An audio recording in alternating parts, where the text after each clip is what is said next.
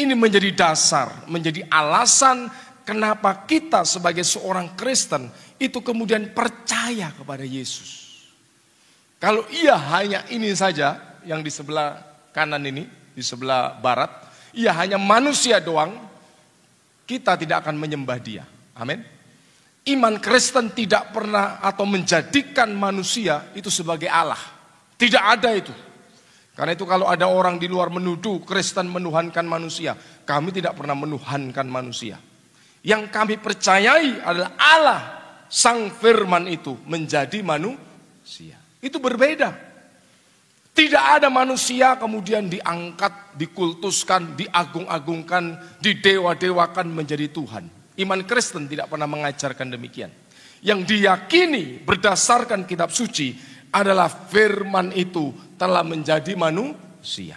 Karena firman itu telah menjadi manusia, yang adalah Allah yang mulanya hanya bertabiat atau berkodrat ilahi, kemudian ia berkodrat manusia juga.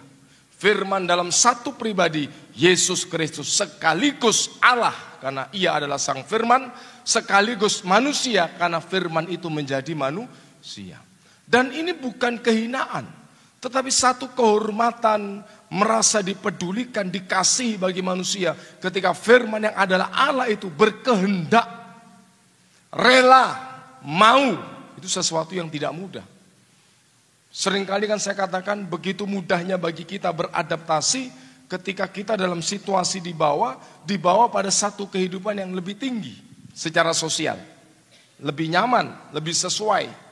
Tetapi ketika kita dibawa pada situasi kehidupan sosial yang lebih rendah dari biasanya, itu tidak mudah. Firman itu mengambil kodrat kemanusiaan. Artinya ia merasakan pengalaman-pengalaman manusia.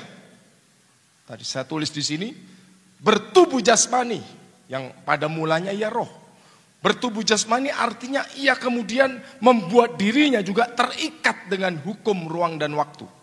Ketika Yesus di Kapernaum, ia tidak ada di Yerusalem dalam fisiknya. Ketika Yesus ada di Samaria, ia tidak ada di Galilea secara fisik. Kemudian menjadi terikat dengan ruang dan waktu. Mengalami siang dan malam, mengalami kelemahan tubuh jasmani, rasa lapar, haus, letih. Sehingga ketika dikatakan dalam surat Ibrani, imam besar yang kita miliki bukan imam besar yang tidak dapat turut merasakan kelemahan-kelemahan kita. Ini yang dimaksud.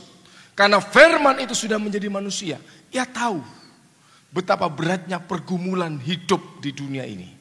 Amin. Kita bersyukur Tuhan kita tidak sama seperti dewa-dewa Yunani kuno. Yang hanya tahu bagaimana menikmati suasana kesenangan kedewaan mereka. Melecehkan manusia, merendahkan manusia, menertawakan keberadaan manusia. Mereka tidak pernah mengalami kesusahan-kesusahan manusia.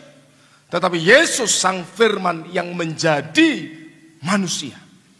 Dikatakan dalam Yohanes 1 ayat 14. Ia diam di antara kita.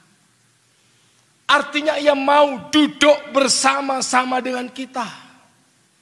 Merasakan kelemahan-kelemahan manusia. Untuk menunjukkan ini loh. Aku mencintai engkau. Aku peduli. Aku ingin mengangkat engkau. Memulihkan derajatmu. Yang sejak semula itu mulia. Diciptakan menurut gambar dan rupa Allah. Dan saudara adalah orang-orangnya yang dipedulikan, yang dicintai Allah. Amin. Kita bersyukur firman menjadi manusia. Itu peristiwa sejarah. Yesus benar-benar hadir di tengah-tengah kita. Ia bukan hanya yang di atas sana. Tetapi dikatakan dalam Injil Matius, Immanuel, Allah yang bersama-sama dengan kita.